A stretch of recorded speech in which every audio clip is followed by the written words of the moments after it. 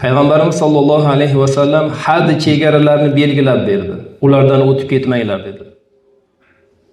Ya'ni ushbu farz ibodatlarni ado etishda va boshqa amallarni ham bajarishda haddan oshmaslik, belgilangan chegaradan chiqmaslik lozim.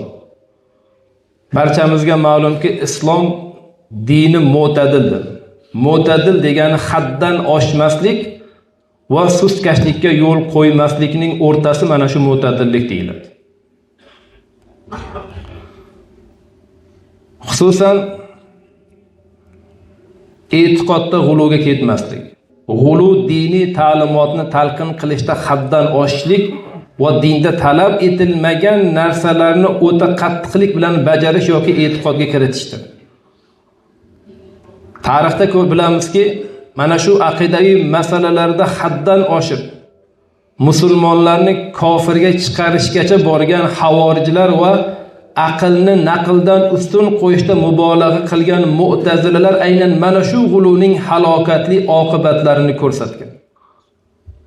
Ahli sunna val jamoa aqidasi esa doim haddan oshish va sustkashlik o'rtasidagi adolatli o'rta yo'lni tutadi.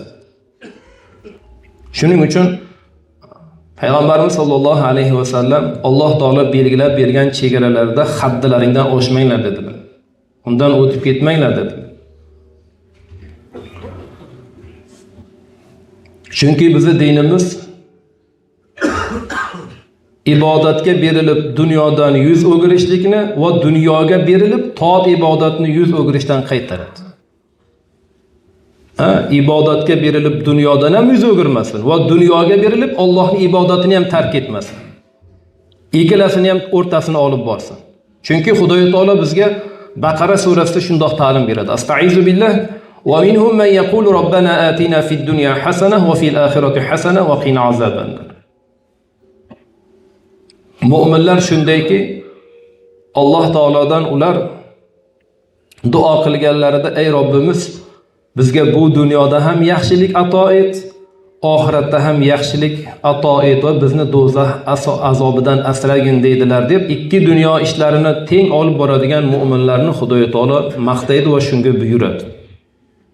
Zero bizning Naqshbandiya ta'limotimizda ham nima bor? Mashhur so'z borki, dil bayoru dast bakor, ya'ni qo'ling mehnatda, qalbing Allohda bo'lsin degan bu oliyjanob naql ham bu bekorga aytilmagan. Demak, haqiqiy mu'min musulmon inson haddidan oshmaslik kerak.